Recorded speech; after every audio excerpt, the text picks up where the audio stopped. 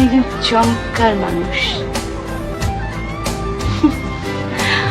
আমার এখন মাঝে মাঝে মনে হয় আমার বোধহয় আপনাকেই ভালোবাসা উচিত ছিল। আমরা সবসময়